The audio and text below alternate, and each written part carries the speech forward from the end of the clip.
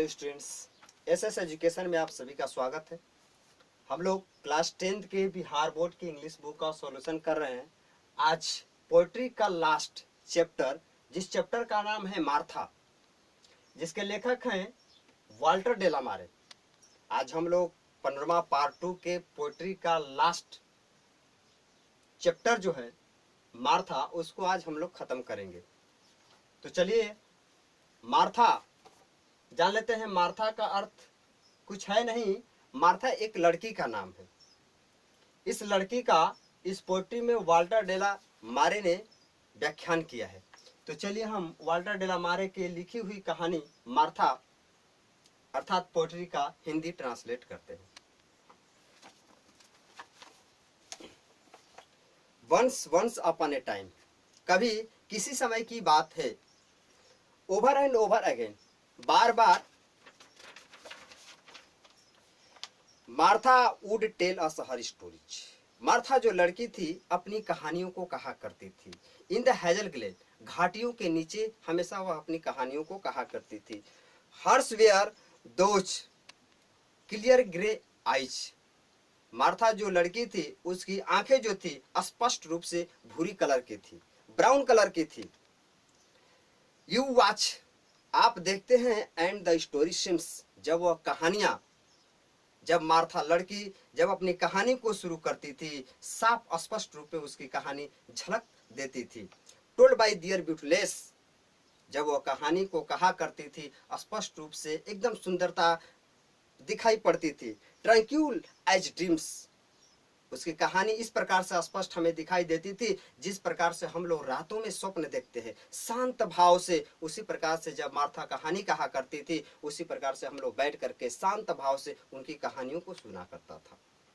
C had sit with her two slim sons, जब वो कहानी कहने के लिए जब बैठती थी उसकी दो हाथें, पतली पतली हाथें थी, क्लास्प्ड राउंड हर बैंडेड नीज, जब वो कहानी मार्था कहने के लिए बैठती थी अपने घुटनों को टर्नेट करती थी, मोड़ करके बैठती थी और अपने दो पतले हाथों से पकड़ करके बैठ जाती थी और कहानियां कहना शुरू कर देती थी। Will be on our elbows lords, जब हम उनकी कहानी को सुनने के लिए जब उसके पास बैठते थे तो हम अपने केहूनी को मोड़ करके बैठ जाते थे।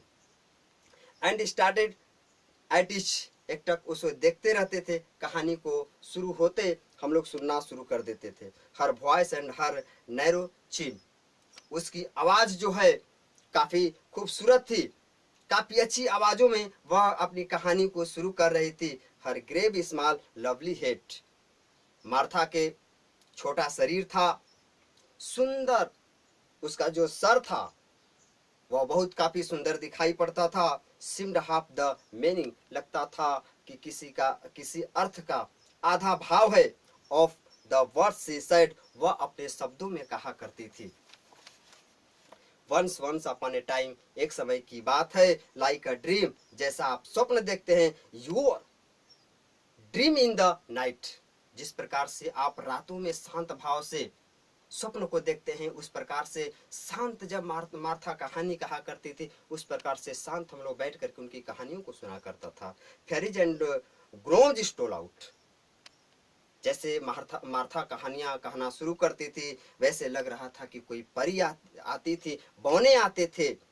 In the leaf green lights, हरी पत्तियों से जब सूर्य का प्रकाश निकलता था। एंड हर ब्यूटी फॉर आवे, उसकी सुंदरता बहुत दूर तक जाती थी। वुड फेड, मुरझाया हुआ हो चूच, as her voice run on till hazel in the summer and were gone, यानी कि गर्मियों के दिन में सूर्य के प्रकाश से कुछ वस्तुएं मुरझा जाती थी, लेकिन मार्था जब कहानी अपना कहना शुरू करती थी, as her voice run out, जब वो अपनी आवाज को निकालती थी सारे मुरझाए चीज पुनः अपनी परिस्थितियों में आ जाते थे।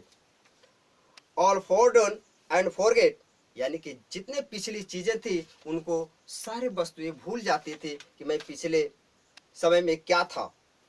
And like cloud in the height of the sky, जैसा कि कहें कि आकाश में ऊंचाई तक बादल हुआ करते थे, लेकिन जब उनकी आवाज निकलती थी तो लगता था कि आकाश से भी नीचे बहुत नजदीक बादलें चले आते थे। Our hearts stood it in the hush, जब वह कहानी कहा करती थी मार्था हमारे दिल एकदम शांत हो जाते थे।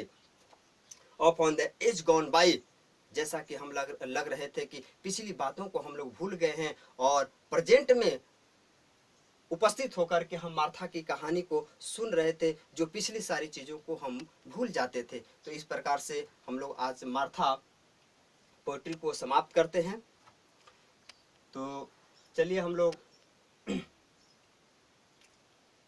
मार्था जो पोएट्री था उसको आज हम लोग हिंदी ट्रांसलेट किए और इसी प्रकार से हम इस चैप्टर को समाप्त करते हैं।